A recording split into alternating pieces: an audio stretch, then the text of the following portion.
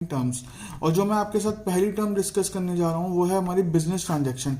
Business transaction से आप क्या समझते हैं? Business transaction means a financial transaction और economic event enter into by two parties that initiates the accounting process of recording it in the books of accounts of an enterprise. मतलब क्या है? Business transaction जो हमारी होती है वो क्या है? एक फाइनेंशियल ट्रांजैक्शन है, इसके अंदर मनी इन्वॉल्व है, ठीक है। और एक इकोनॉमिक इवेंट है। इकोनॉमिक इवेंट मतलब क्या हो रहा है? इसमें सेल और परचेज ऑफ गुड्स हो रहा है, पेमेंट हो रही है किसी को, entered into by two parties, दो पार्टीज के बीच में ये हो रही होती है। That initiates the accounting process. मतलब इस प्रोसेस, अकाउंटिंग प्रोसेस को क्या बोलते हैं हम? वो प्रोसेस जो इस ट्रांजेक्शन को एंटिटी की बुक्स ऑफ अकाउंट्स में रिकॉर्ड करेगा, ठीक है। सेकेंड चीज अगर हम देखेंगे, it is a financial event express in terms of money. Financial event कैसे होती है? मान लीजिए आप किसी को पेमेंट कर रहे हैं अगर, तो उसमें मनी भी इन्वॉल्व है और एक फाइनेंशियल इवेंट है, क्योंकि जिसमें फाइनेंशियल इवेंट वो कहते हैं हमसे जिसमें मनी इन्वॉल्व होता है। It brings out change, it brings out change in the financial position, that is assets and liabilities के अंदर चेंज आता है। इससे कैसे आता है? अब मान लीजिए आपने ना किसी को गुड्स सेल करे, तो आपने जब गुड्स सेल करे तो आपका एक स्टॉक कम हो गया, एक एसेट आपका कम हो गया, और उन गुड्स सोल्ड करने के बदले में, आपको सोल्ड करने के बदले में आपको क्या रिसीव हुआ है? आपको रिसीव हुआ है कैश, जिससे आपका एक एसेट बढ़ गया है। ये जो ट्रांजैक्शन होती है एक बिजनेस ट्रांजैक्शन, ये कैश में भी हो सकती है और ये क्रेडिट में भी हो सकती है, ठीक है। दोनों चीजों में ये हो सकती है। आप क्रेडिट में भी बिजनेस ट्रांजैक्शन कर सकते हैं और कैश के अंदर भी। अगर हम बात करें तो कैश में कैसे करेंगे? मान लीजिए राम ने गुड्स परचेज करे कैश में, कैश के थ्रू उसने गुड्स को परचेज किया, और श्याम और राम ने एक दूसरे सप्लायर से कैश क्रेडिट में गुड्स परचेज करे। क्रेडिट का क्या मतलब होता है कि आपको पेमेंट अभी नहीं करनी, आपको पेमेंट थोड़े टाइम बाद करनी है, ठीक है। कुछ टाइम पीरियड देता है सामने वाला पर्सन आपको पेमेंट करने के लिए। तो उस केस में, क्रेडिट के केस में, आपको पेमेंट अभी नहीं करनी होती, वो पेमेंट आपको थोड़ी देर टाइम बाद करनी होती है, कुछ दिनों बाद करनी होती है। सेकंड चीज अगर हम बात करें, कुछ एग्जांपल्स देखते हैं। जैसे एग्जांपल्स में क्या आ जाता है बिजनेस ट्रांजैक्शन के?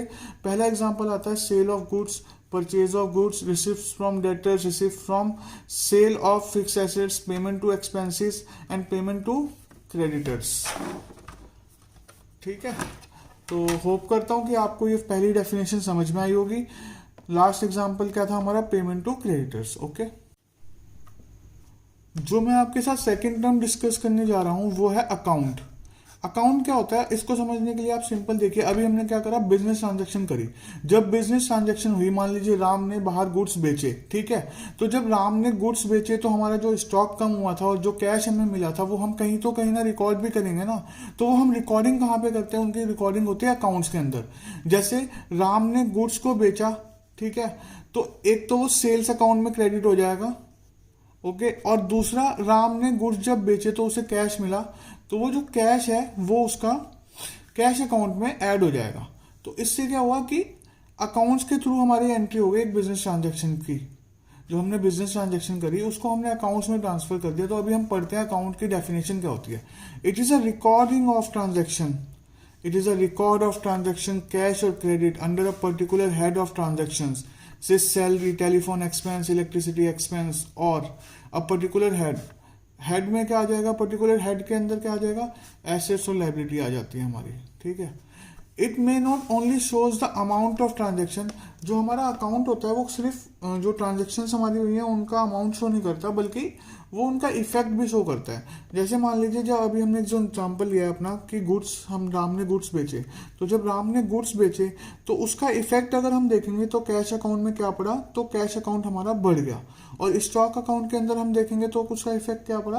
तो स्टॉक अकाउंट हमारा कम हो गया। इस तरह से जो अकाउंट होता है वो इफेक्ट्स ना खाली मतलब अमाउंट बताता है आपको, वो बल्कि डायरेक्शंस भी बता रहा होता है कि उस बिजनेस ट्रांजैक्शन की डायरेक्शंस क्या क्या इफेक्ट्स होंगे हमारे अकाउंट्स के अंदर। दोस्तों, जो मैं नेक्स्ट टर्म आपके साथ डिस्कस करने जा रहा हूँ वो है हमारी कैपिटल की टर्म। कैपिटल की एक टर्म बहुत ही इंपॉर्टेंट टर्म है हमारे अकाउंट्स में, ये हर जगह यूज होगी, तो आप इसको जरा ध्यान से समझिएगा।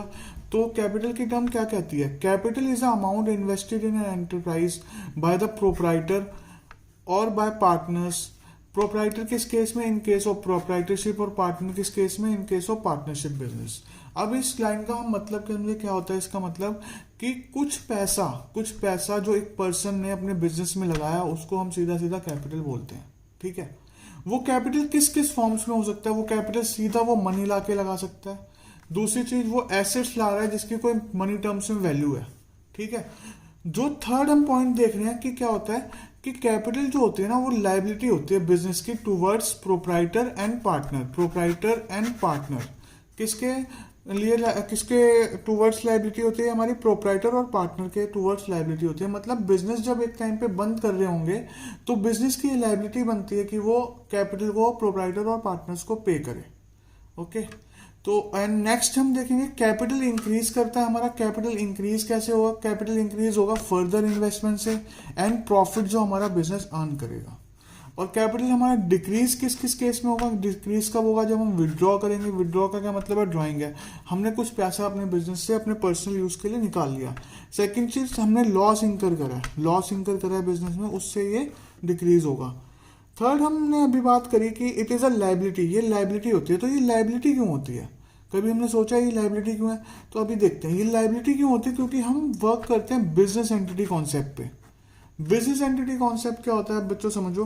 बिजनेस एंटिटी कॉन्सेप्ट के हिसाब से हम इसको डिटेल में आगे वाले चैप्टर्स में करेंगे, बट अभी आप इतना समझ लीजिए कि बिजनेस एंटिटी कॉन्सेप्ट के हिसाब से जो हमारा बिजनेस होता है, हमारा जो बिजनेस होता है वो हमारा सेपरेट होता है, सेपरेट होता है हमारे ओनर्स से। तो इसका क्या मतलब है कि हमारा जो बिजनेस है और हमारे ओनर्स जो है ना वो अलग अलग है। इसीलिए कैपिटल एक लाइबिलिटी होती है बिजनेस के लिए। बिजनेस के लिए लाइबिलिटी है, वो उसको पे करनी है at the time of end of business. Business जब खत्म हो रहा होगा आपका, तो आपको प्रोप्राइटर और पार्टनर्स को पे करनी पड़ेगी। एक एक्स्ट्रा पॉइंट अगर मैं आपको बताऊं तो कंपनीज के केस में कैपिटल क्या होती है, कंपनीज के केस में कैपिटल होती है शेयर कैपिटल। जो कौन लेके आता है उस केस में लेके आते हैं वो लोग शेयर होल्डर्स। शेयर होल्डर्स कौन होते हैं, जो शेयर्स को बाय करते हैं, कंपनी के शेयर्स को बाय करा होते हैं जिन्होंने। Capital is also known as owners equity, ये ओनर्स का फंड होता है और नेटवर्थ भी होता है, ये कुछ उसके दो दूसरे नाम है।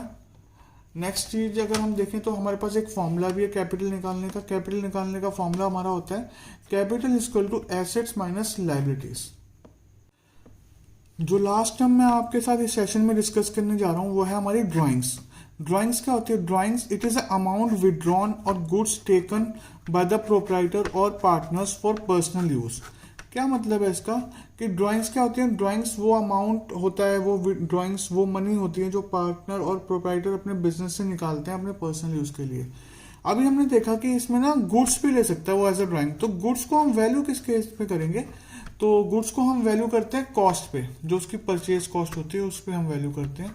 ओके, ड्राइंग से इफेक्ट्स क्या होते हैं, ड्राइंग से हमारा क्या सबसे बड़ा इफेक्ट होता है कि इससे ना हमारी इन्वेस्टमेंट रिड्यूस हो जाती है। मतलब कैपिटल जो ओनर्स की होती है बिजनेस में वो कम हो जाती है ड्राइंग्स करने से। ठीक है, नेक्स्ट अगर हम पॉइंट देखें तो वो क्या है, ड्राइंग्स बाय द प्रोप्राइटर और partner is debited to the drawings account. ये सिंपल है, हमने अभी अकाउंट की एक डेफिनेशन पढ़ी है तो उसमें हमने अकाउंट के बारे में पढ़ा था। तो अब जैसे ड्राइंग्स जब करते हैं तो वो ड्राइंग्स कौन से अकाउंट में जाती है, हमारी डेबिट होती है, तो वो डेबिट होती है ड्राइंग्स अकाउंट में। Okay, at the time of preparation हम जब बैलेंस शीट और पीएनएल अपना बनाते हैं तो वो उस टाइम पे इसका ट्रीटमेंट क्या होता है, हम इसको ना कैपिटल अकाउंट में से रिड्यूस करके बैलेंस शीट में दिखाते हैं। ओके, तो होप सो आपको हमारा लेक्चर अच्छा लगा होगा। अगर आपको ये लेक्चर अच्छा लगा तो आप हमारे चैनल को सब्सक्राइब कर सकते हैं, लाइक कर सकते हैं हमारी वीडियो को, ताकि आपको आने वाली वीडियोस की जल्द से जल्द नोटिफिकेशन मिल सके।